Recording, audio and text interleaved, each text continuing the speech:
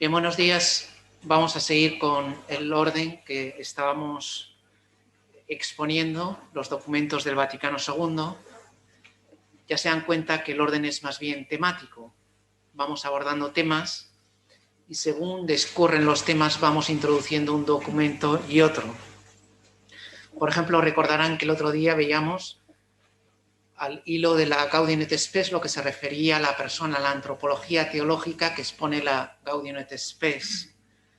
Y entonces, precisamente porque recala en la idea de persona, hoy hablaremos de la libertad religiosa. La libertad religiosa nos va a hablar sobre el Nostra Aetate, el documento conciliar sobre las religiones. Después volveremos a la Gaudium et Spes para hablar no solo de la persona, sino de la comunidad humana, de la dimensión social y comunitaria del ser humano. Y entonces ahí introduciremos un poco como de contrabando el Inter Mirifica, que es el decreto sobre los medios de comunicación que emana el concilio. Hablaremos del trabajo, de la sociedad, etcétera, etcétera.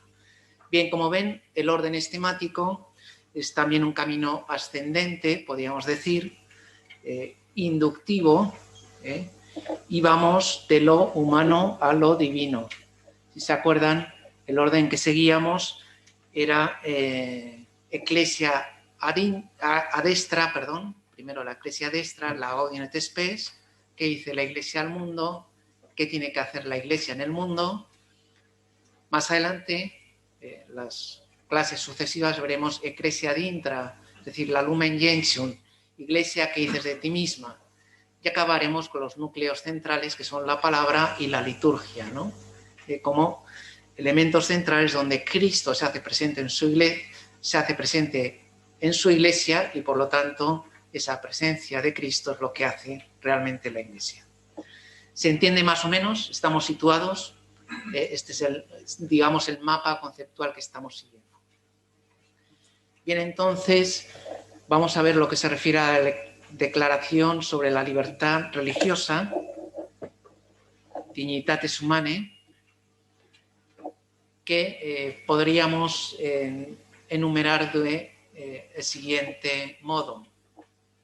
Bien, primero teníamos que hacer una premisa, y es que la idea de libertad religiosa hasta ahora en la Iglesia no se había reconocido.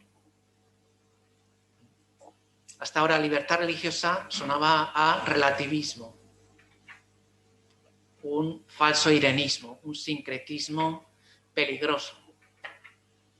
Y por lo tanto, en el magisterio nunca aparece esta idea. Evidentemente, durante el siglo XIX hay una serie de acontecimientos, surgen una serie de ideologías, desde el liberalismo hasta el marxismo, las masas se van descristianizando, el mundo se va abriendo, Europa se abre a todo el mundo, descubre también otras situaciones religiosas, otras religiones, el fenómeno del ateísmo, el fenómeno de la increencia, pues es una cuestión de actualidad. Seguramente se acordarán ustedes del libro de Libac, el drama del materialismo ateo, humanismo ateo, gracias.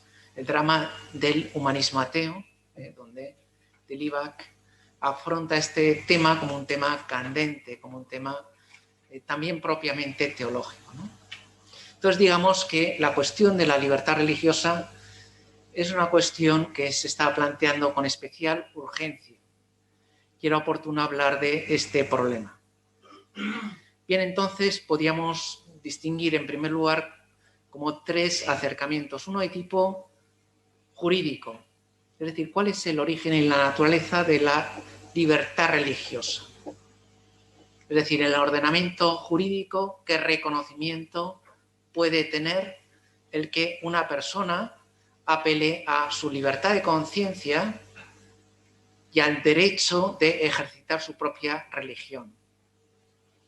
¿Eso debe estar recogido en el ordenamiento jurídico o es más bien un tema sobre el cual el derecho, la ley, no tiene nada que decir. En segundo lugar, sería de tipo político. La autoridad civil tiene derecho a inmiscuirse, meterse, implicarse en las convicciones religiosas de sus ciudadanos. ¿Cuáles son los límites de la libertad religiosa? Y hasta qué punto la autoridad civil tiene derecho a intervenir. Ahora, por ejemplo, por lo menos en este país, se debate mucho sobre si la autoridad civil o las autoridades sanitarias pueden limitar o no el aforo en las iglesias. O si a lo mejor el aforo en las iglesias es distinto al aforo que puede haber en una sala de conciertos o en un evento, digamos, de tipo académico o público. Bien, pues ahí inmediatamente surge el debate. ¿Hasta qué punto el Estado debe promover esa libertad religiosa y hasta qué punto puede limitarlo? Claro, puede haber conductas religiosas peligrosas para el orden social.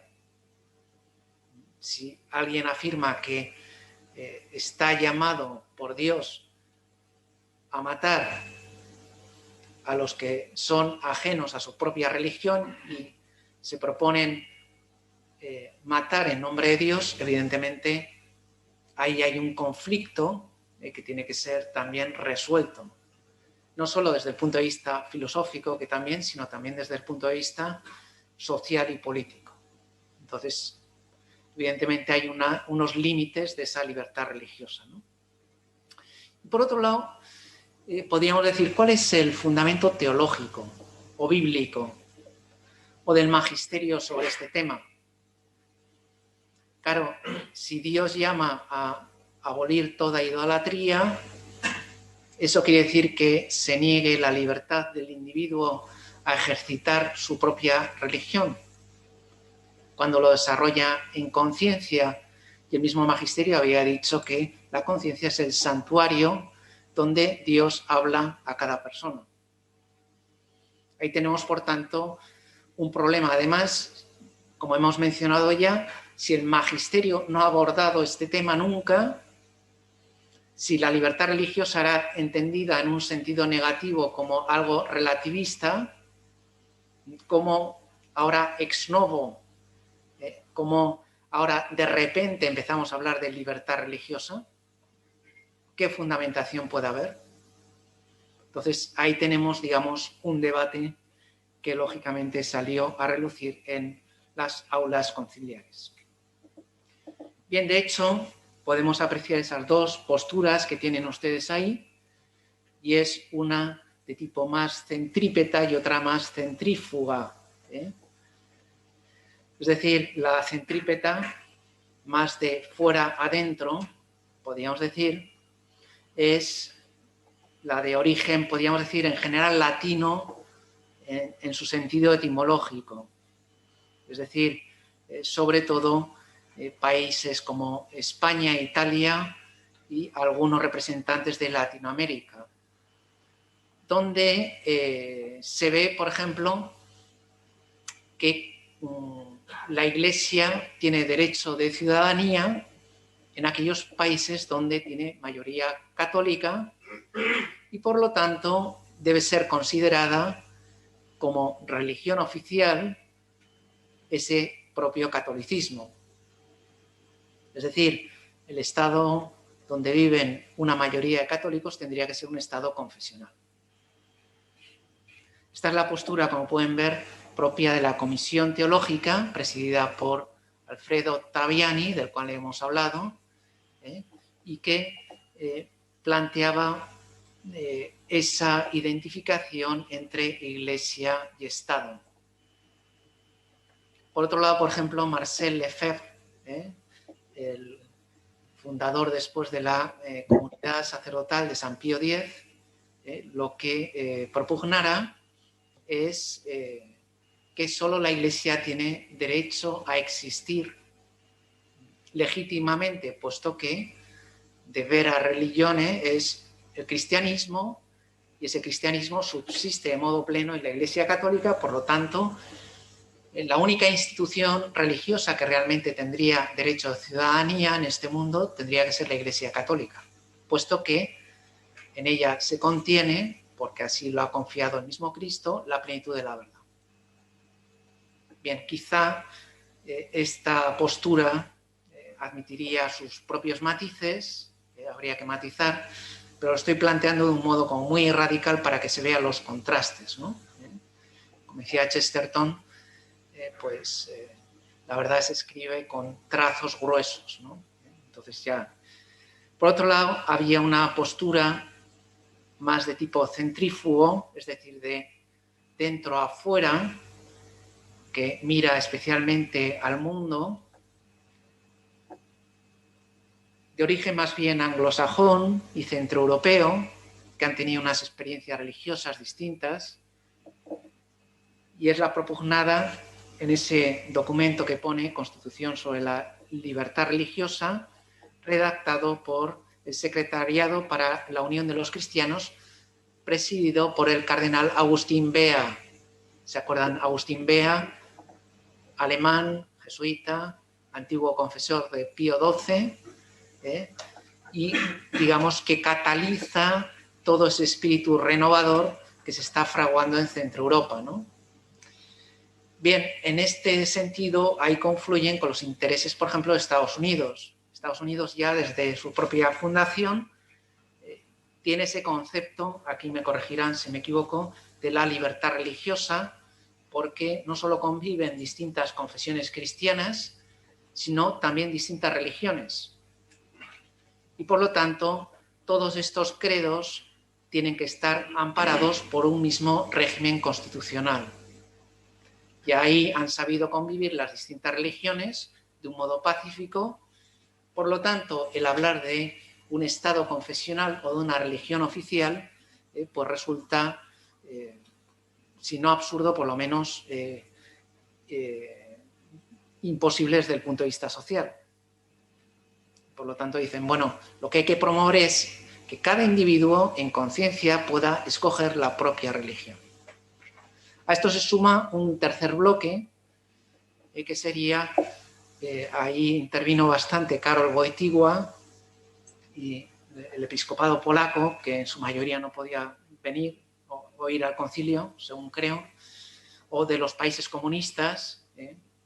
Quizá Polonia tenía como más facilidades, pero otros países comunistas tenían bastantes dificultades, ¿no? Y entonces ahí decían, bueno, en un Estado comunista, ¿cuál es la religión oficial? El ateísmo. Por lo tanto, todo creyente es un ser asocial, es alguien indeseado. Bueno, entonces, en ese sentido, tenemos todo este espectro de posibilidades que van a tener que ser conciliadas dentro del concilio, valga la redundancia. Bien, entonces después de este movimiento de tesis y antítesis, tenemos que proceder a la síntesis y ahí nos hablan cómo en el segundo periodo de sesiones del año 1963, el Secretariado para la Unidad de los Cristianos propone un artículo 5 del ecumenismo titulado sobre la libertad religiosa. Bien, se acordarán que de este gran documento ecuménico van a salir tres en uno. El primero, el que se refiere propiamente a ecumenismo, la Unitate Reintegratio. El segundo, el que se refiere a la libertad religiosa, la Dignitatis Humanae, la Declaración de Dignitatis Humanae, que es el que estamos viendo ahora. Y el tercero es el que vamos a ver a continuación, que es sobre las religiones. Decreto Nostra Aetate. Bien, entonces digamos que este debate va consolidándose, va fraguando en un texto. Tenemos en el año 64 ya un textus emmendatus, es decir, un texto que recoge todas las sugerencias, las correcciones, los modi, es decir, los distintos... las distintas correcciones propuestas en el texto y digamos que el texto está tan poco maduro que Pablo VI interrumpe los debates hasta la última sesión. Bien, tenemos que citar también algún nombre propio. Tenemos el secretario de este documento va a ser un estadounidense, Murray. Aquí tendríamos que hacer un pequeño paréntesis sobre el papel de los secretarios. En principio, el secretario es el que trabaja.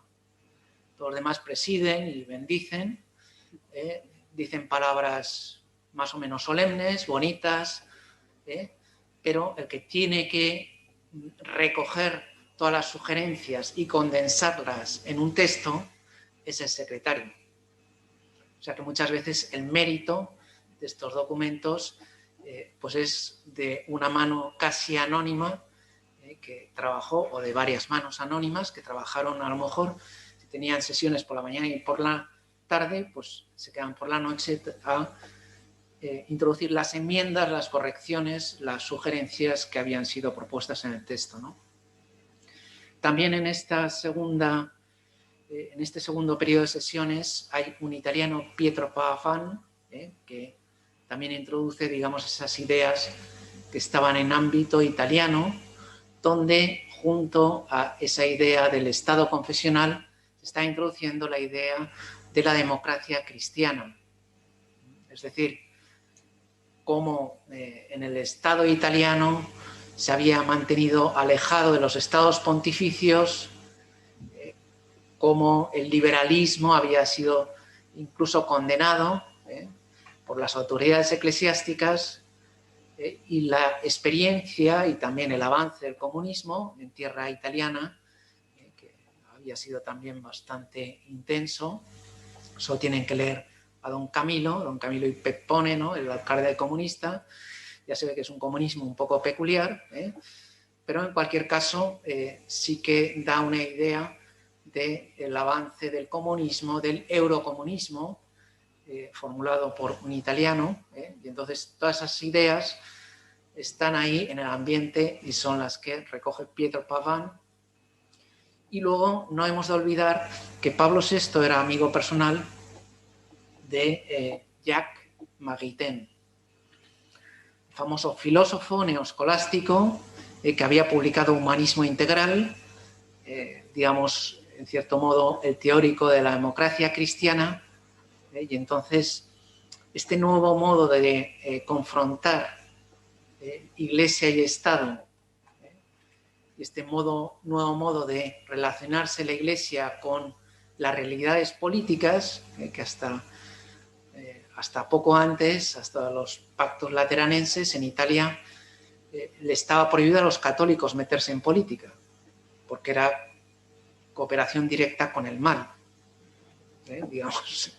Entonces, ya se ve que, por un lado, la experiencia, por otro lado, las nuevas ideas que estaban generándose en ese momento configuran la mente de los padres conciliares en una determinada dirección, ¿no? Sobre esto he de decir que no es que haya una contraposición o una ruptura en el magisterio en sentido estricto. Evidentemente hay una evolución siguiendo también el signo de los tiempos, ¿no? Y no quiere decir esto que suponga, digamos, el renegar del pasado, pero sí afrontar el presente. En este sentido, yo creo que puede ser útil la idea, o por lo menos a mí me resulta útil, la idea de Newman del desarrollo orgánico del dogma. Evidentemente, el signo que tenía el liberalismo, el marxismo, en el siglo XIX, pues era profundamente anticlerical y anticristiano. Y entonces se planteaba ahí la cuestión de cooperación al mal. Poco a poco se va viendo de que existe la posibilidad de no ser comunista y, sin embargo, dedicarse a la política. Y entonces, en ese sentido, esas ideas van evolucionando en este sentido.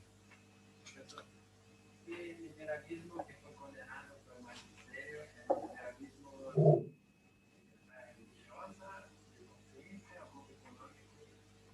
era un liberalismo político, pero que muchas veces tenía un sesgo contrario a la Iglesia.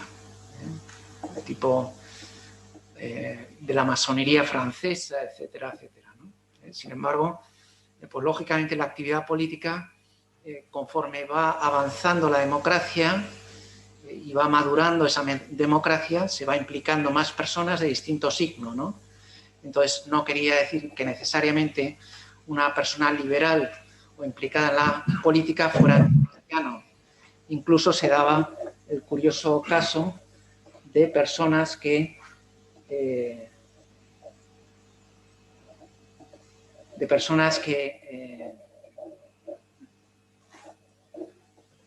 pues siendo buenos cristianos, siendo buenos católicos, pues tenían esa vocación a la actividad política, lógicamente siendo laicos. Porque en principio a los clérigos no nos está permitido ni eso ni la economía, por algo será, ¿no? Bien. Una pregunta. Sí. Ha dicho antes que de algo que no sé si algo que es, apareció Unitatis Redemptionis Dignitatis Humanae y Nostra Aetate. Sí, a partir de este esquema que se menciona aquí, redactado por el Secretariado por la Unidad de los Cristianos. Lo tienen en el libro ahí, yo creo que bien explicado, despacio. Bien, y entonces en el 65 ya tenemos ese texto reenmendado que da lugar a un texto revisado y a un texto de nuevo revisado, requete revisado, ¿no? Será aprobado el 19 del 11 del 65 y en vísperas del concilio será proclamado, ¿no? No hemos de olvidar que el remandar la discusión de este texto del tercero al cuarto periodo de sesiones fue juzgado por algunos como de un modo muy negativo, como una intervención autoritaria por parte del Papa. Sin embargo, el texto ganó muchísimo. Ya se ve por el número de redacciones y reelaboraciones que tuvo, ¿no? Era un texto que no estaba maduro, que requería un poco de trabajo y de reflexión, y digamos que esa espera le hizo bastante bien, ¿no? Bien, vamos a ir al contenido, y aquí yo creo que alguno de ustedes a lo mejor ha preparado ya algún texto sobre el objeto y el sujeto de esta declaración. En primer lugar, se dice que el objeto es la ausencia de coacción, es decir, una definición de tipo negativo, y después, en el sentido positivo, la afirmación de la libertad del hombre en ámbito religioso. Ya vemos aquí, hemos partido de la persona y estamos hablando de un derecho de la persona. Aquí, la cuestión que se plantearán los padres conciliares es decir, bueno, aquí funcionamos exclusivamente con la revelación, sabiendo que el fundamento bíblico de esta idea es más bien escaso. Y a lo mejor, sobre todo si uno se mete en ámbito veterotestamentario, aquí los biblistas nos podrían ilustrar muy bien, pues se da cuenta de que la libertad religiosa no es una idea así que mueva de modo especial al pueblo escogido. Entonces, ahí hay una argumentación, por un lado, a partir de la fe revelada, pero también de la razón y de las razones filosóficas, digamos, fundamentadas en ese concepto de persona que nos ofrecía el personalismo. Vamos a ver cómo en el 48 se había hecho la Declaración de los Derechos Humanos, en el 60 aparecerá el documento de Friburgo. Digamos que los derechos de la persona, como consecuencia de las dos guerras mundiales, era una idea que estaba muy en el ambiente. Entonces la Iglesia recoge esa bandera y dice, también hay un derecho humano al ejercicio de la propia religión, ¿no? Bien, entonces, luego por otro lado, el sujeto, como hemos visto, es la persona. Todos los hombres, ahí todavía no estaba muy metido el lenguaje inclusivo, ¿no? Y se refiere a todas las personas o a todos los hombres y mujeres, diríamos ahora, incluso a aquellos que no buscan la verdad con tal que se guarde el orden público. Es decir, uno de los requisitos es la paz social, y por lo tanto eso requiere que junto al respeto a la libertad religiosa, cada individuo, cada persona respete también esa paz social y los derechos de los demás. Sí, usted tiene un texto. Pues entonces vamos a comentar ese número 2, ¿no? Supongo. Muy bien. ¿Su apellido cuál es? Martínez. ¿Sí? ¿Perdón? Martínez.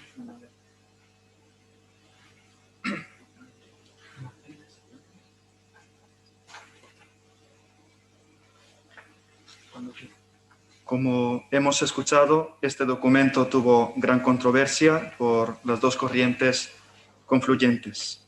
La corriente latina, que decía que solo existe el derecho para la verdad revelada y por tanto se tiene que promover simplemente la tolerancia del error.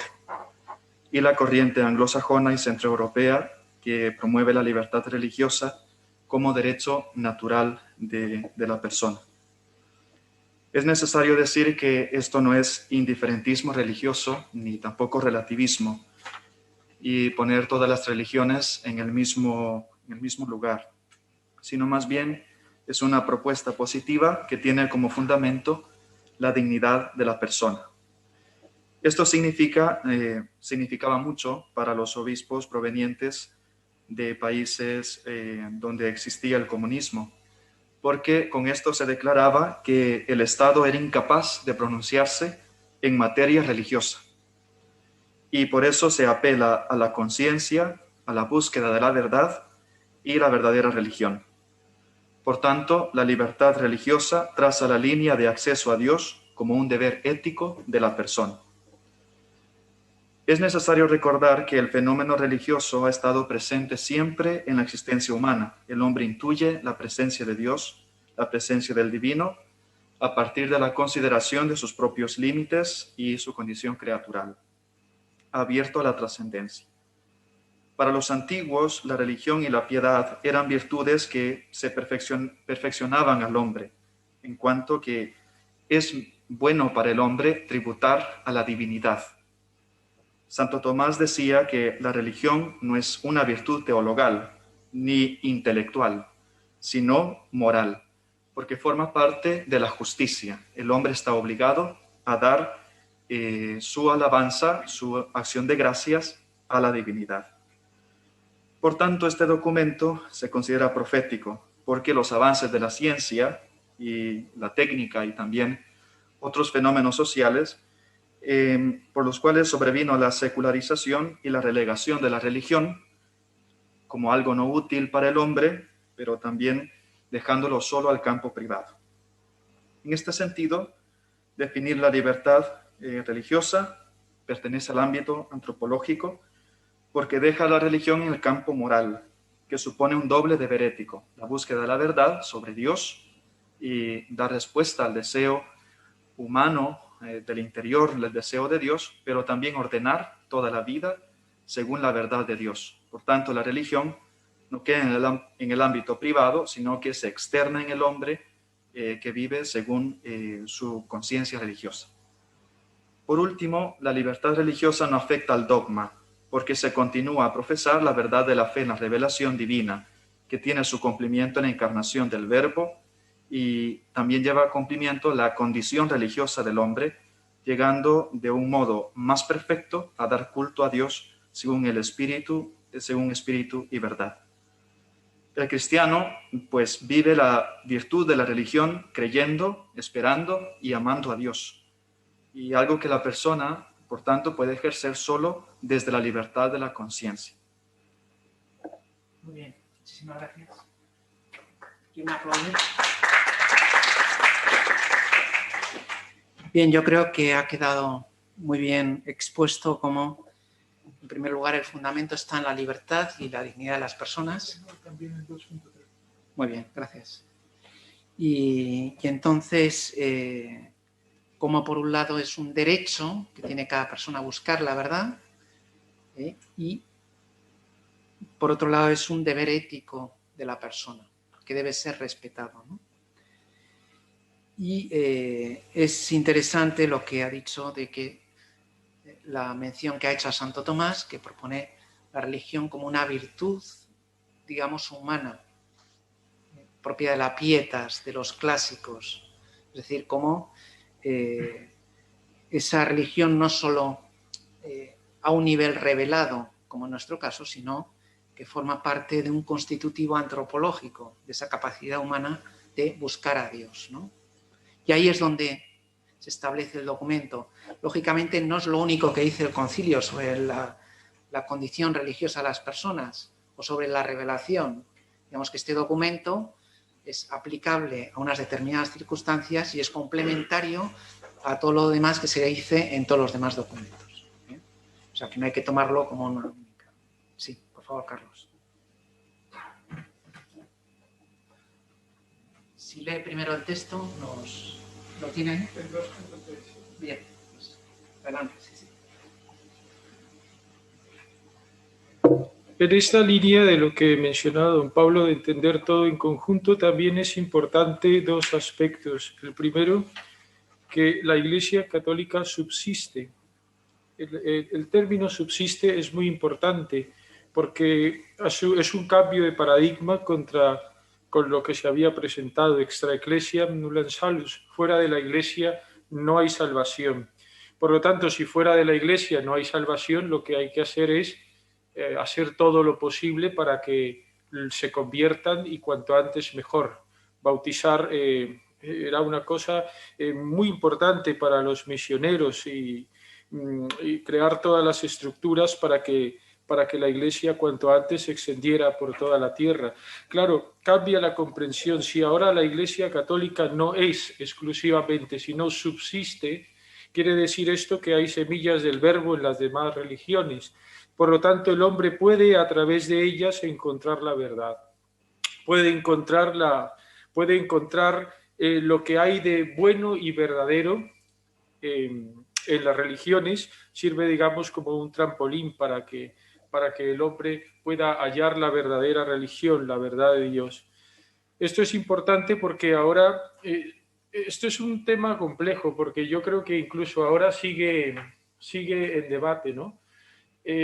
A mí me ha impresionado mucho algunas cosas que he leído. Por ejemplo, me ha impresionado claro, decir que una religión, por ejemplo, vamos a decir el hinduismo, tiene los mismos derechos, entendiendo que el derecho, claro, todo derecho procede de la verdad, procede de Dios, o sea que en última la ley procede de Dios, y las leyes tienen que, digamos, ir en concordancia con el bien, y el bien es Dios. Claro, decir que una religión, por ejemplo, vamos a decir, por ejemplo, el hinduismo, tiene los mismos derechos, que es una palabra muy fuerte, derechos, que la fe cristiana, pues claro, a algunos les parecía, claro, esto entendido en el contexto de lo que la Iglesia había enseñado siempre, ¿no? Como don Pablo nos dice ahora, pues esto del concepto de libertad religiosa, pues es una cosa, digamos así, reciente, ¿no?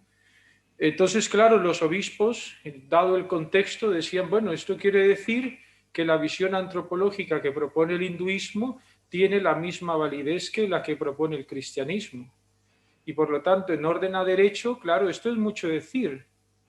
Entonces, claro, allí pues se causan una serie de tensiones.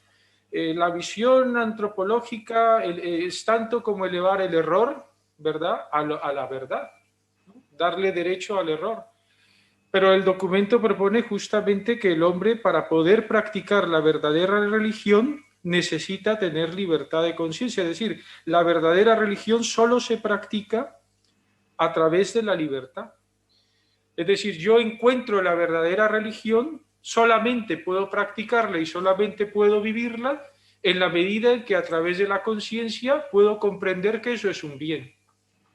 Y si no, no es posible la verdadera religión, ¿no? En este sentido, me parece que el documento es novedoso, pero que no se opone a la enseñanza de la Iglesia, que la Iglesia ha tenido siempre. Sin embargo, aún creo que el documento es muy discutido. No me parece que la discusión haya sido superada del todo y me parece que deja todavía varias cosas por profundizar. Sobre todo pues en el campo que tiene la Iglesia ahora con respecto a la evangelización y las misiones. Gracias. Muchísimas gracias. Muchas gracias. La intervención de Carlos nos sirve primero para recordar algo que ha dicho muy bien Carlos, y es que el derecho es individual, es de la persona. O sea, es derecho del hindú o del cristiano, no derecho del cristianismo o del hinduismo. El documento sobre las religiones lo veremos más adelante. Lo ha dicho muy bien Carlos cuando decía que solo con la libertad de conciencia uno puede llegar a la verdadera religión y al verdadero culto. Entonces, esa libertad, sin libertad no se puede pensar, no se puede amar. Por lo tanto, es un constitutivo radical de todo ser humano para alcanzar la vera religio, que sería la religión cristiana. Bien, entonces, una cosa es el individuo, otra cosa es la religión. Aquí no se habla de religiones, hablaremos más adelante, se habla de ese derecho individual, ¿no? Bien, que también es de las comunidades religiosas, como pueden ver, el número 4, lógicamente el ámbito familiar como célula en la cual se transmiten la fe cristiana y los distintos credos, pues es un ámbito, digamos, como especialmente sagrado, ¿no? Y que debe ser respetado. ¿Alguien quiere comentar algo? Número 5. Número 5, por favor. ¿Tu apellido es? Arreciben.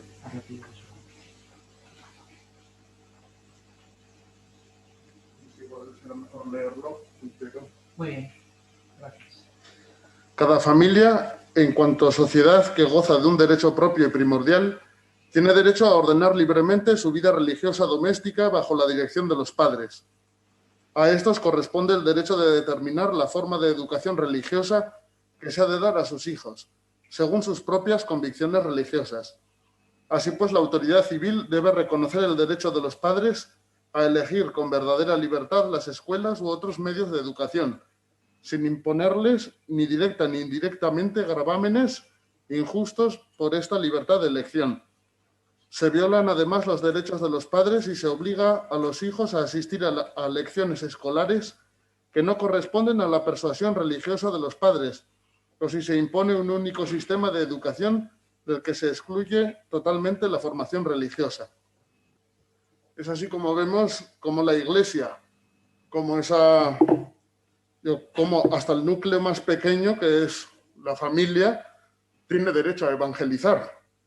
La Iglesia considera el derecho a evangelizar entendida como esa manera concreta de transmitir el Evangelio sin coartar la libertad personal.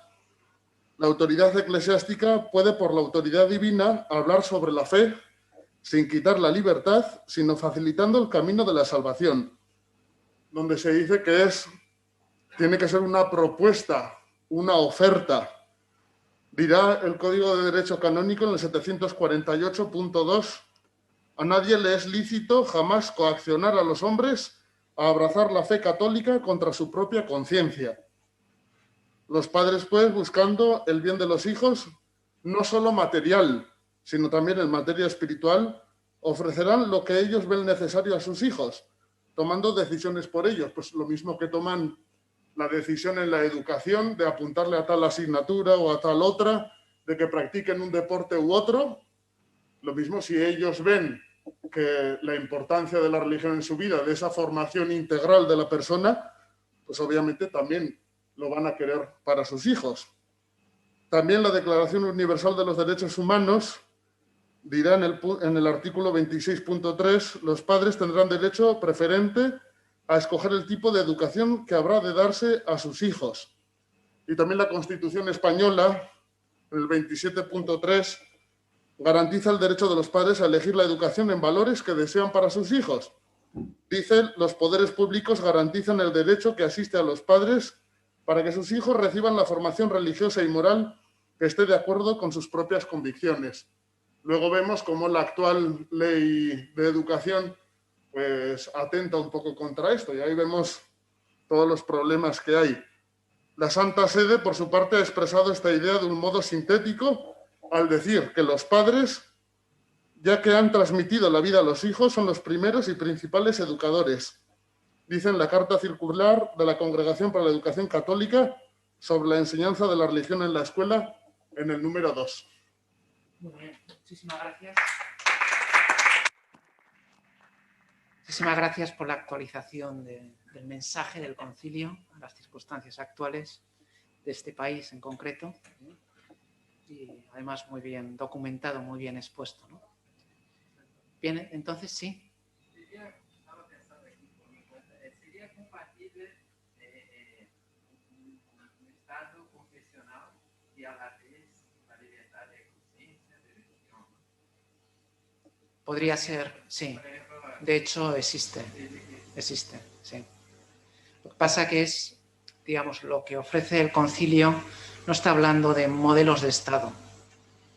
Algunos habían propuesto una definición de un modelo del Estado ideal y de una religión que tuviera un estatus exclusivo. Lo que está hablando es del derecho de las personas. Entonces, de las personas que pueden ser de cualquier confesión cristiana o de cualquier religión, ¿no? Entonces, digamos que no va de arriba abajo, sino de abajo arriba. Eso es lo que... Bien, muchas gracias. ¿Más preguntas? Bien, entonces las dimensiones, como pueden ver, es tanto individual, interna y externa, por la naturaleza social. Aquí está, lógicamente, en juego el derecho de ciudadanía, la Carta de Ciudadanía que tiene las distintas religiones de manifestarse en la vida social. La religión no es algo que tenga que ser relegado a la sacristía y a las parroquias y que no salgan de ahí, porque no puede haber ninguna manifestación pública de tipo religioso.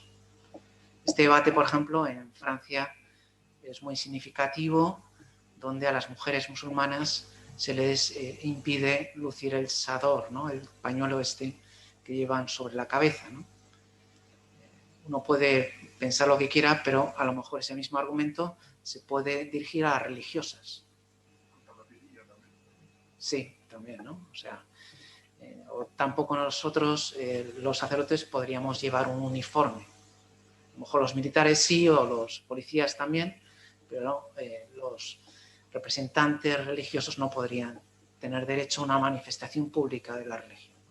Bueno, pues es un debate que está abierto y que creo que no vamos a poder solucionar aquí, por lo menos, ¿no? Sí. Volviendo al 2.3, yo estoy pensando un poco lo que está pasando, por ejemplo, en la religión musulmana, por ejemplo. Sí. Por ejemplo, cuando un musulmán mata a una persona por la fe, dice que es su parte de su fe. Entonces, como ha dicho usted, que no podemos juzgar a la religión como musulmana, pero a la persona yo creo que sí. Sí, evidentemente. Me preguntan sobre el presunto derecho de un cierto fundamentalismo de corte islámico a matar en nombre de Dios. Evidentemente, esto contraviene la razón y la ley natural, y entonces de ahí el sesgo y el carácter del documento, donde no solo parte de los datos revelados que pueda haber, sino también de los datos, digamos, más de tipo universal, que vienen a través de la razón. Entonces, repudia a la condición humana el matar a otro por un motivo insuficiente. Y desde luego el credo religioso no es un motivo suficiente. Entonces, digamos que lo que viene a recordar el texto es que, en primer lugar, aunque sea, digamos, a un nivel antropológico, esa libertad religiosa nunca puede ir en contra de las libertades fundamentales de otras personas, ¿no? Eso, lógicamente, no está desarrollado, pero está implícito en el texto. ¿Sí? Pero sí dice también del orden público. Sí. Entonces es una religión que atenta contra el orden público. Entonces tampoco puede considerarse. Evidentemente, sí. Así es, ¿no? Pero, en fin, que no desciende a casos concretos como ejemplos, digamos, contemporáneos que hemos mencionado aquí. Bien, entonces, los límites será el recto ejercicio de las demás libertades, por ejemplo, el derecho a la vida, como acaba de mencionar muy bien su compañero, y por la libertad religiosa de los demás. Entonces, ese fundamentalismo estaría excluido del derecho individual. Querer imponer el propio bien. Bien, entonces, ¿qué criterios tenemos de regulación por parte de la autoridad pública? La máxima libertad, mínima restricción, la igualdad jurídica ante la ley, la sujeción a normas previas sin arbitrariedad y el orden público. Es decir, estas son como las reglas de oro que emana el documento diciendo, bueno, vamos a ver cómo se puede promocionar esa libertad individual con un maximalismo, siempre y cuando, pues lógicamente, esa religión tenga manifestaciones sociales tolerantes con los demás, ¿no? Si uno propone una religión en la cual pues, uno no se puede lavar, pues digamos que esa religión empieza a ser ligeramente asocial, ¿no? Entonces, digamos que uno podría interponer una serie de límites al ejercicio de la propia religión y entonces entrar a un debate de ver si la higiene es incompatible con la religión o no. Bien. La igualdad jurídica ante la ley, es decir, cualquier religión tiene, no respecto a la verdad ni respecto a la teología, los mismos derechos, pero sí respecto al derecho. Ahí es interesante que en el debate que se propone dicen, bueno, uno tiene derecho a pecar. Evidentemente, el pecar es pecado. O uno tiene derecho a abjurar de la propia fe. Pues no, no tiene derecho a abjurar de la propia fe.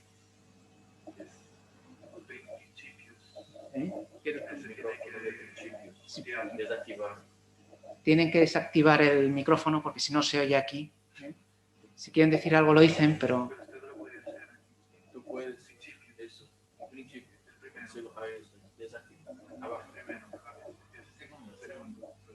Segundo nombre, ahí desactivar.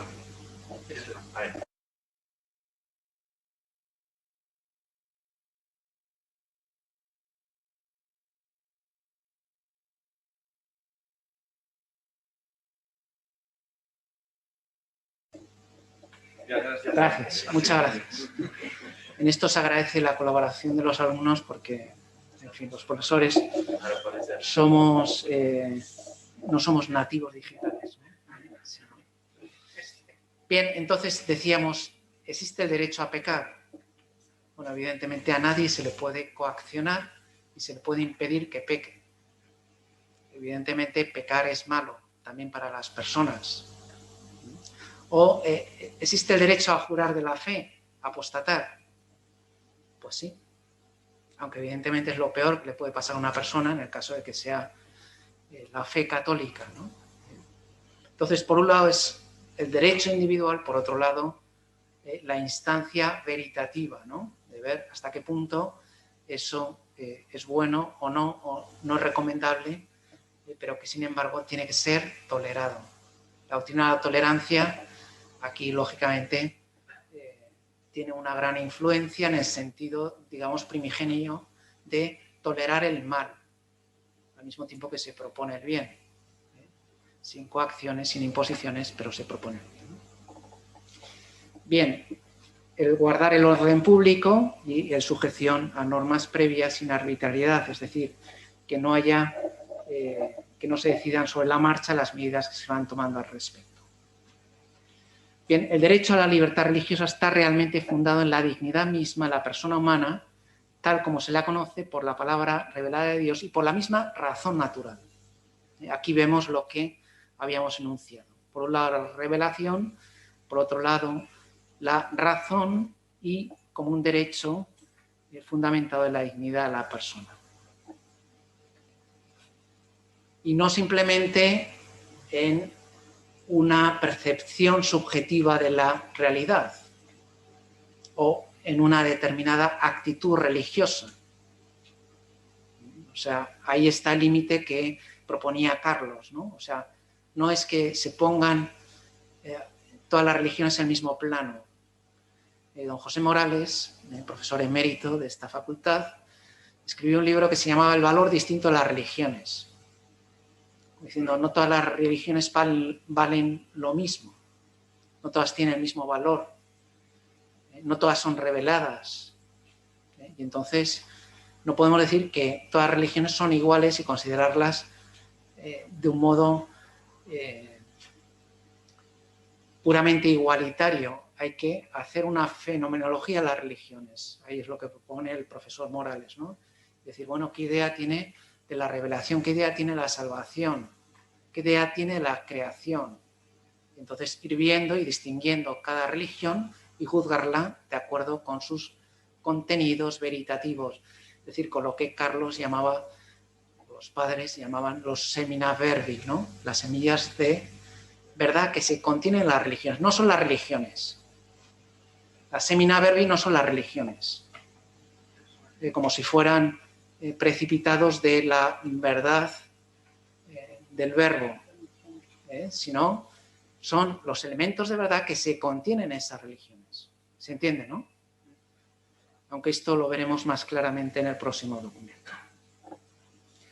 Bien, y entonces estamos hablando de un derecho natural y fundamental que debe ser reconocido por la autoridad política a través de un derecho civil y que tiene también una fundamentación sobrenatural, que, como dice el número 9, aunque la revelación no afirme, ¿hay alguien que quiere comentar este número?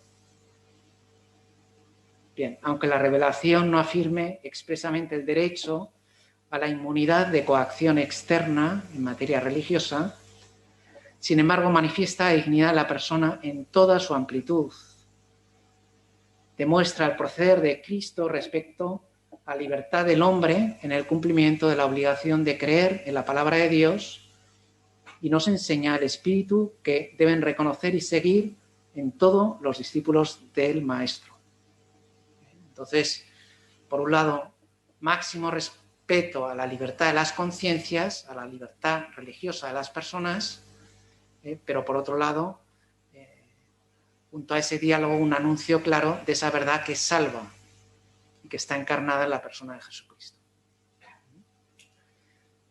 En cierto modo, nos dice el número 9, lo que tenemos que hacer es proyectar, trasladar la misma actitud de Jesús, pero sabiendo que es el mismo quien dice, yo soy la verdad. Bien, diálogo y anuncio. Si se acuerdan de Evangelii Nuntiandi, de Pablo VI, desarrolla esta idea durante todo el documento. ¿De acuerdo? Bien. Bien, entonces, ¿qué podemos decir como síntesis? Un derecho humano, a la luz de la revelación y de la razón, una vez más. Por otro lado, establece esta definición de la libertad, inmunes a la coacción, que creo que ha sido el que ha comentado usted, ¿no? Ni se obliga a nadie a obrar contra su conciencia, ni se le impide que actúe conforme a ella en privado o en público. O sea, uno tiene derecho a creer lo que en conciencia piensa que es lo correcto, y por otro lado tiene derecho a expresarlo en privado y en público y transmitir esa misma fe, ¿no? Bien, tienen aquí estas afirmaciones que yo las dejo para que las consideren ustedes, pero vamos a seguir adelante con lo que se refiere a la declaración sobre las relaciones de la Iglesia con las religiones no cristianas Nostra Aetate. Bien, lo primero que tenemos que decir es que, a pesar de los 69 esquemas previos, no había ninguno sobre las religiones. Es decir, el concilio no quería decir nada a las demás religiones. Simplemente quiere ocuparse de sus propios asuntos. Sin embargo, había un deseo del mismo Juan XXIII y que recogió, lógicamente, toda esta corriente centroeuropea de pedir perdón a los judíos con motivo de la Shoah, del Holocausto. Entonces, ahí es donde se incluye en ese documento sobre ecumenismo del cual preguntaba Pablo, pero se dice, bueno, esto es demasiado amplio. Hablamos de religiones cristianas, perdón, de confesiones cristianas, hablamos también de la libertad religiosa y hablamos también de la condena que quiere hacer la Iglesia Católica del exterminio de los judíos. Entonces, aquello parecía un elenco demasiado amplio. Y entonces, además, surge una circunstancia histórica, y es que los cristianos que estaban ahí presentes en el concilio eran de origen árabe. Entonces, que solo se hiciera mención a la religión judía podía venir un poco en desdoro, en menoscabo de todos los musulmanes que eran hermanos de raza de esos árabes cristianos que estaban en el concilio. Y dijeron, bueno, pues hay que hablar también del Islam. Bien, ya esto se unió después los obispos de origen asiático. Dice, bueno, ¿qué decimos del budismo? O del hinduismo, o del sintoísmo. Hay que decir algo.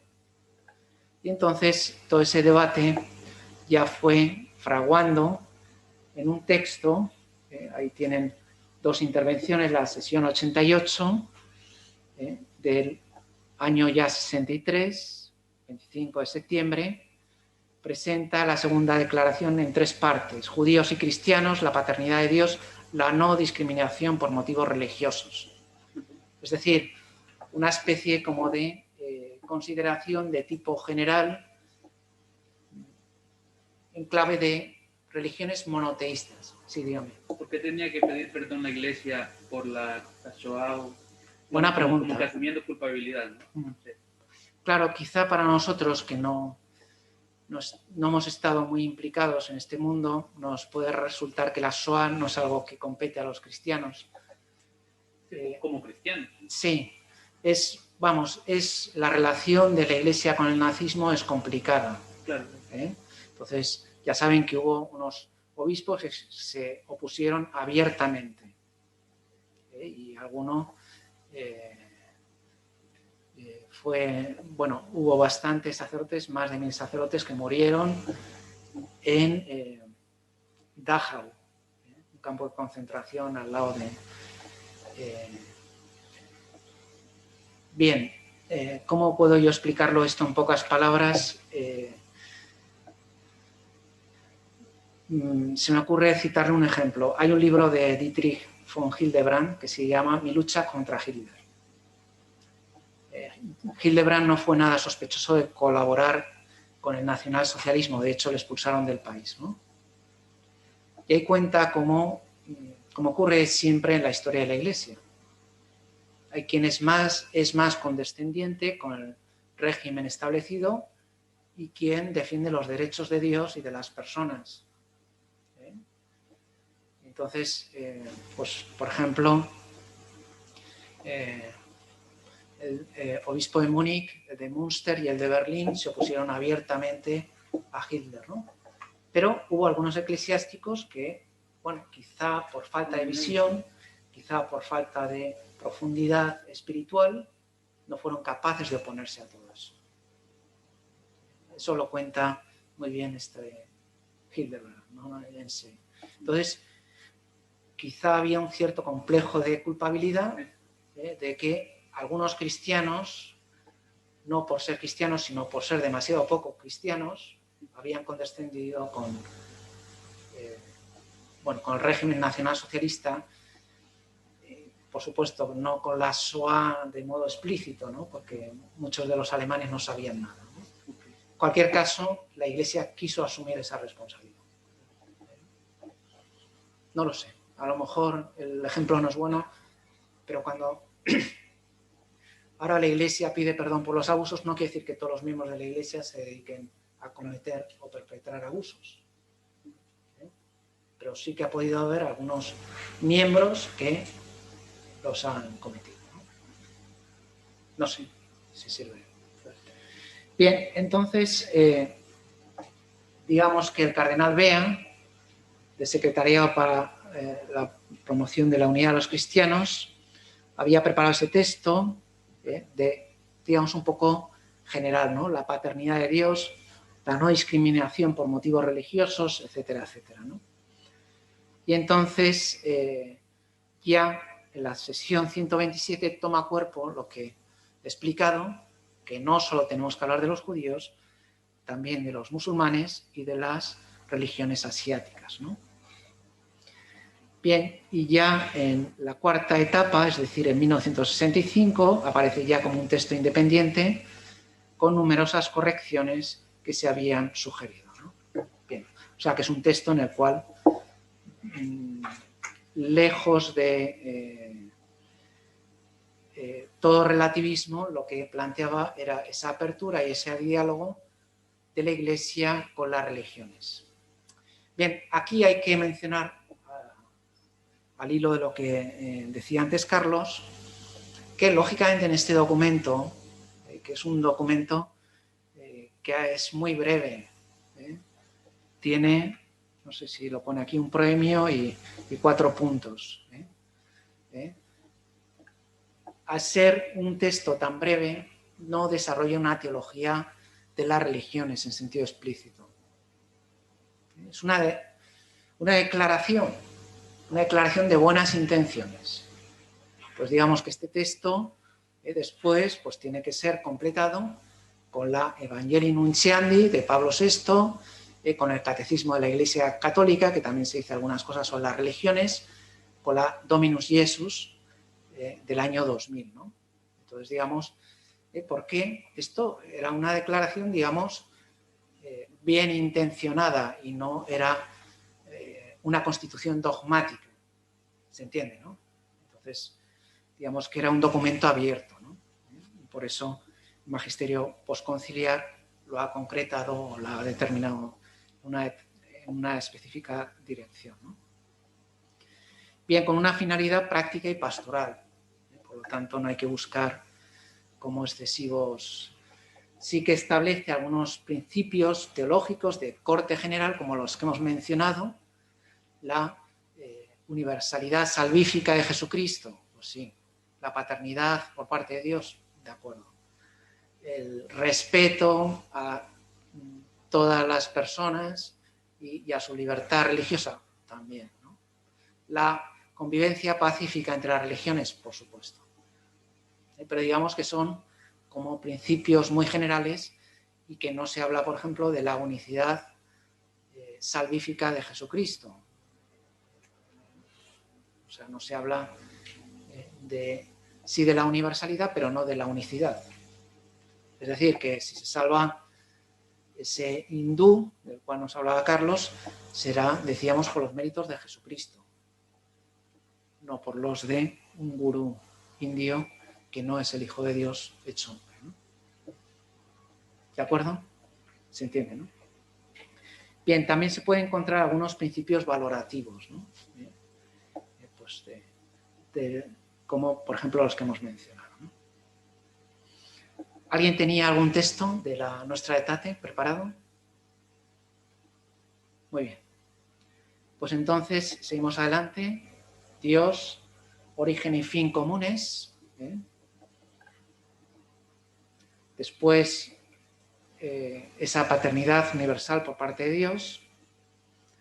Una visión positiva, pero también crítica de las religiones. Digamos que el mismo orden que va desarrollando, donde el judaísmo ocupa todo un número, pues establece ya un cierto rango, ¿no? Una cosa es el judaísmo y otra cosa es el islam. Digamos, por conveniencia política había que hablar del islam, pero el estatuto teológico de ambas religiones no es el mismo, según este documento.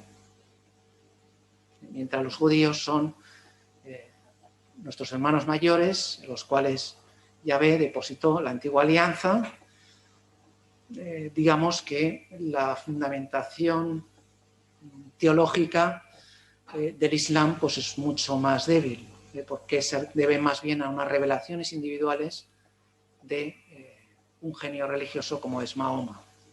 Entonces, en ese sentido, no las pone en el mismo nivel, ¿no? Al pueblo judío le dedica todo un número y, por otro lado, tenemos el respeto y libertad religiosa, ¿no?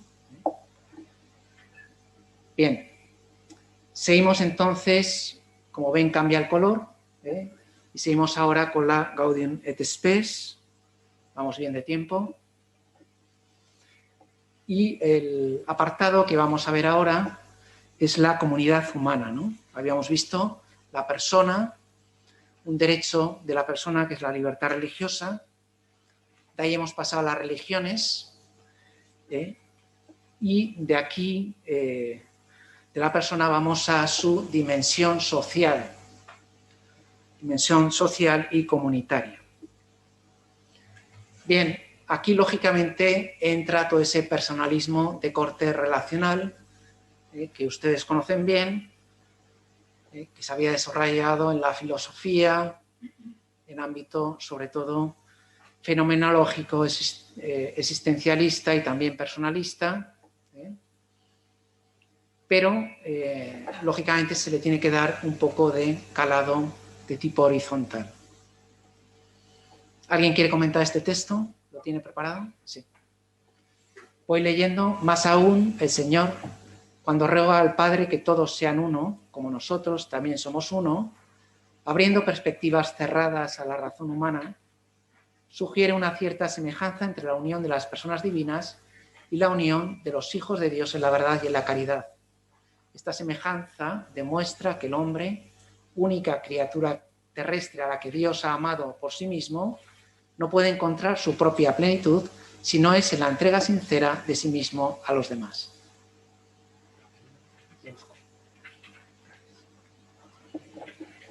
El Sínodo Extraordinario del 85 hablará que la columna vertebral del concilio fue precisamente hablar de la comunidad, de la comunión. Y esta comunión o esta comunidad tiene un origen no humano, sino divino. La fuente de la comunidad que pretende el concilio es la comunión trinitaria del Padre, del Hijo y del Espíritu Santo. De hecho, nos remite esta realidad a la Constitución Lumen Gentium, y en el numeral 4 condensará o hará el resumen de esta intención de la comunidad. Y así toda la Iglesia aparece como un pueblo reunido en virtud de la unidad del Padre, del Hijo y del Espíritu Santo. Entonces el concilio va a insistir precisamente en esa comunidad que iluminará las demás comunidades en la Iglesia. Entonces habla del matrimonio que como iglesia doméstica, incluso entre los pueblos, que es el reflejo de la comunión de la Trinidad. Ahora, el hombre no solamente se queda en esa comunidad de instituciones únicamente humanas, sino que el hombre es invitado a la unión con Dios. O sea, la plenitud de las comunidades realmente es que toda la comunidad del hombre entre a esa sociedad divina. Ese es el sentido de la comunidad querida, o que el concilio está promoviendo como columna vertebral precisamente del Concilio Vaticano II. Muy bien, muchísimas gracias.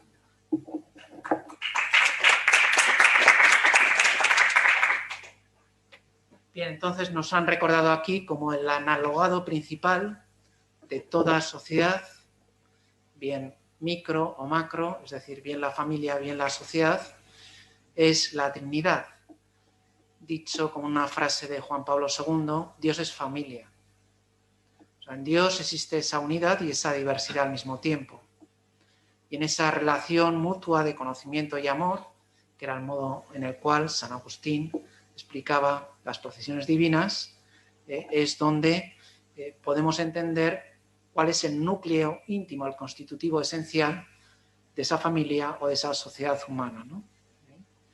Y entonces habla, por un lado, la condición de los hijos de Dios, esa condición de filiación en Cristo, y el amor, siguiendo la definición de San Juan, de Dios es amor, como el núcleo, el elemento cohesionador principal entre toda sociedad humana, sea la familia, sea una sociedad normal, ¿no? Bien, tenemos este número 25. ¿Hay alguien que lo ha preparado? 25.1. Vamos a leerlo. La vida social no es, pues, para el hombre algo accidental. Por ello, a través del trato con los demás, de la reciprocidad de los servicios, del diálogo con los hermanos, la vida social engrandece al hombre en todas sus cualidades y le capacita para responder a su vocación. En primer lugar, vemos ese constituyente esencial. ¿Hay alguien que lo quería comentar? Bien.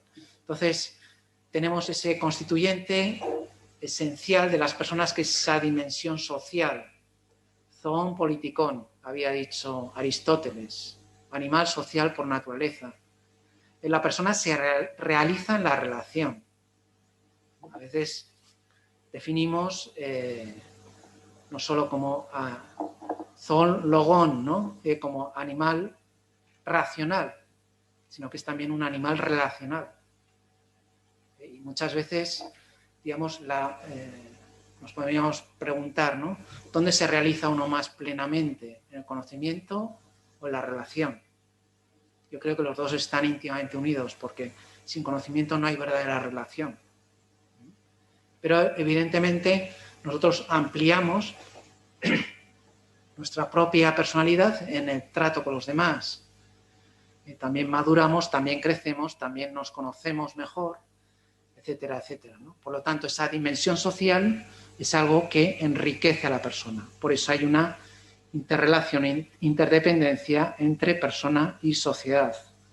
Y además, el concilio menciona aquí esta dimensión trascendental, que es la de la vocación. La vocación también es una relación. Es llamada, respuesta. Fort, Antwort. Gabe, Aufgabe, dicen los alemanes, ¿no? O sea, como uno recibe esa llamada, esa propuesta divina de un modo libre, y con esa nueva tarea encomendada, con esa nueva misión, uno adquiere su plenitud. Entonces, digamos que en ese sentido, esa vocación que a nosotros nos puede cambiar la vida y nos puede poner en una dimensión superior, tiene un origen también netamente relacional, ¿no? Bien. Necesidad de promoción para el bien común. Todo grupo social debe tener en cuenta las necesidades y las legítimas aspiraciones de los demás grupos. Más aún, debe tener muy en cuenta el bien común de toda la familia humana. Esa proclamación, esa defensa del bien común como algo necesario. Entonces, junto con el principio de la subsidiariedad, que veremos más adelante, el concilio propone esa solidaridad, es decir, buscar todos a una algo que sea bueno para todos, ¿no? Y por otro lado, tenemos esa dignidad e igualdad de la persona humana. La igualdad fundamental entre todos exige un reconocimiento cada vez mayor, porque todos ellos, dotados de alma racional y creados a imagen de Dios, este es el fundamento de la propia dignidad, ese origen divino, ese haber sido creados a imagen de Dios, que también transparenta esa capacidad de conocimiento propia de Dios, tienen la misma naturaleza y el mismo origen. Y ahora aquí ya entramos en la clave cristológica, porque redimidos por Cristo disfrutan de la misma vocación y de idéntico destino. Es decir, ya muchas veces la Gaudium et Spes, como van a ir viendo, tiene como estos dos niveles, estos dos pisos, ¿no? Primero un nivel puramente natural y después ya un nivel propiamente sobrenatural. Hemos visto primero dimensión relacional del hombre y después ya la dimensión vocacional de la persona. Aquí vemos algo parecido. Y por un lado, nivel puramente natural de ser racional y ser creado a imagen y semejanza de Dios, pero redimidos por Cristo, recibimos una vocación en Cristo. Y entonces ya somos elevados a un orden sobrenatural. El Verbo encarnado y la solidaridad humana, ¿no? Esta índole comunitaria se perfecciona y se consuma en la obra de Jesucristo. Aquí ya vemos que esa coda cristológica que se introdujo en toda la redacción de la Gaudium et Spes va haciendo, digamos que tiene un sentido longitudinal y otro transversal, ¿no? O bien se propone al final de cada capítulo, o bien continuamente hay ese cristocentrismo propuesto y recordado también en la Gaudium et Spes, ¿no? Esta índole comunitaria se perfecciona y se consuma en la obra de Jesucristo. El propio Verbo encarnado quiso participar de la vida social humana. Ahí tenemos esa teología encarnacionista, ¿no? Cristo trabajó con manos de hombre, Cristo se relacionó, asistió a las bodas de Caná, bajó a la casa de Zaqueo, comió con publicanos y pecadores, incluso. No renuncia a la condición social, ¿no? Sometiéndose voluntariamente a las leyes de su patria, santificó los vínculos humanos, sobre todo los de la familia, honró a los que eran sus padres en la tierra, fuente de la vida social. Eligió la vida propia del trabajador de su tiempo y de su tierra. Por lo tanto, si el Verbo ha asumido todas esas condiciones tan materiales, tan pedestres, podríamos pensar tan cotidianas de nuestra existencia humana, quiere decir que todo eso es también camino para alcanzar nuestra vocación en Cristo, ¿no? Bien, vamos a ver por último el documento sobre los medios de comunicación social, que, como hemos visto, fue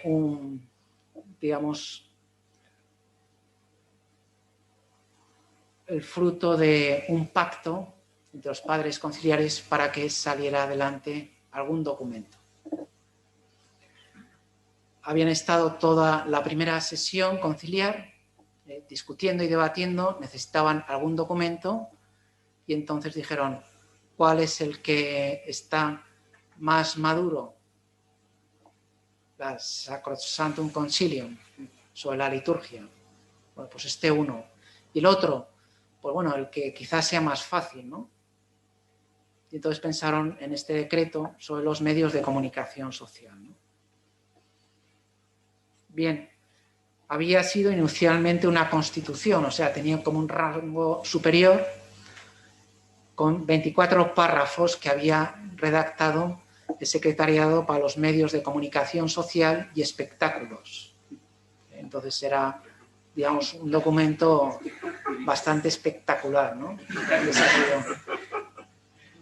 Bien, de 114 pasa a 24 párrafos, perdón. Y entonces, este es un documento que tiene un récord, o tiene dos récords. Primero, el primer récord es el que obtiene menos votos positivos. El segundo reto, bueno, aparte de ser el primer documento, ¿no?, aprobado. El segundo reto es el que obtiene más votos negativos.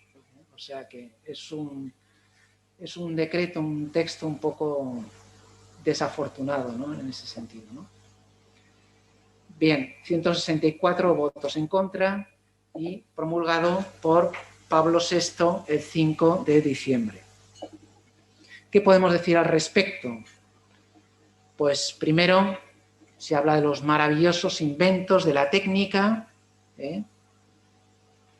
que establece una serie de normas reguladoras del recto uso de los medios de comunicación social, que lógicamente ustedes dirán que han quedado un poco obsoletas o trasnochadas en el tiempo, ¿no? Una cierta ética de la comunicación, por supuesto.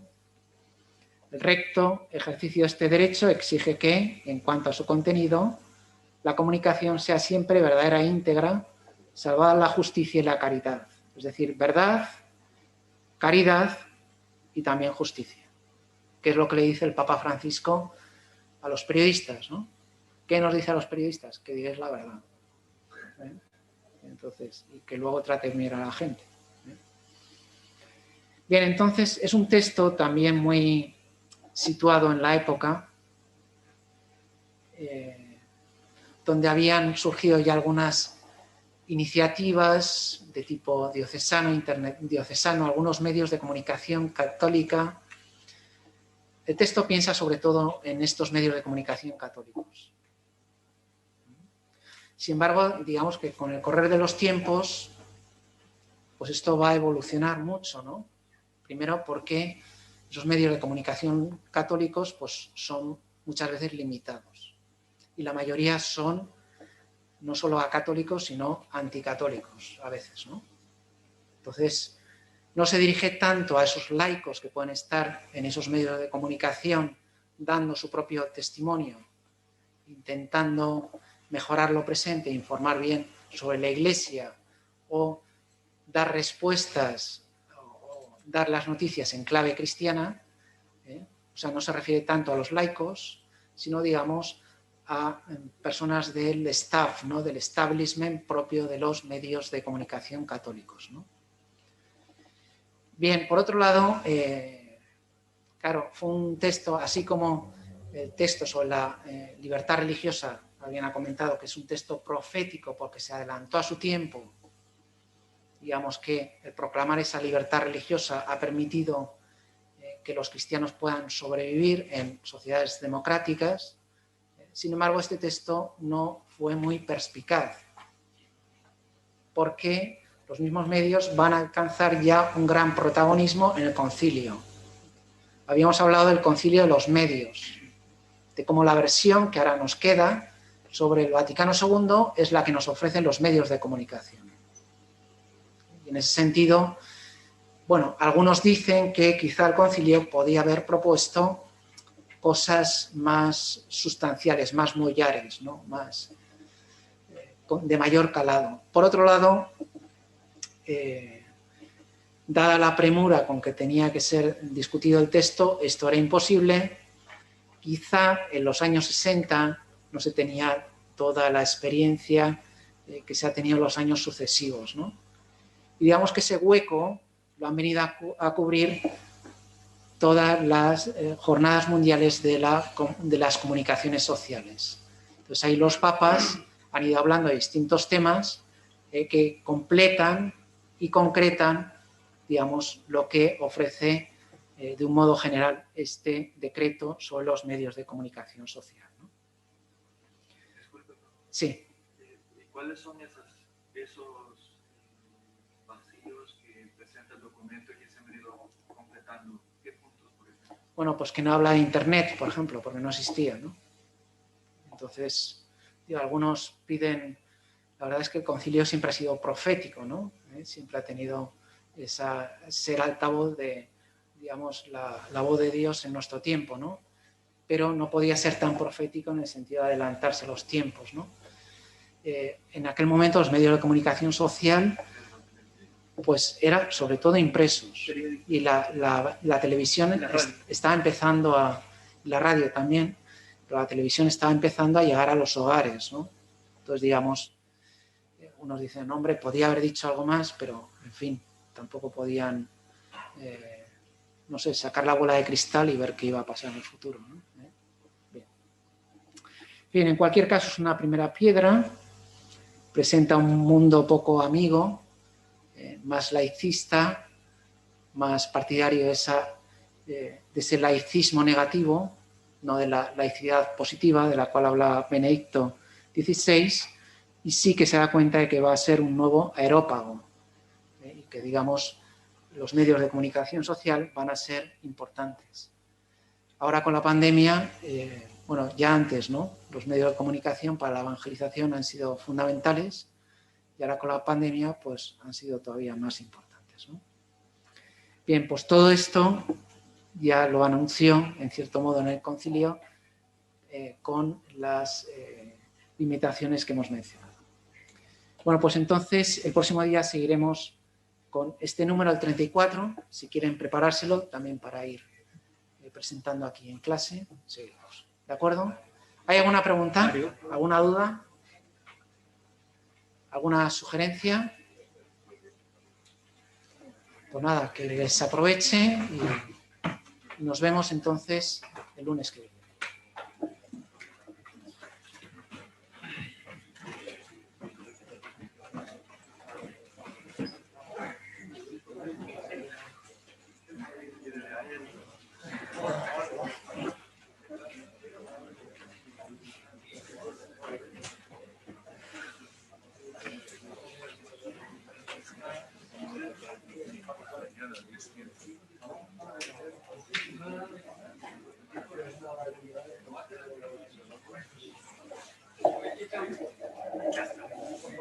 Sí.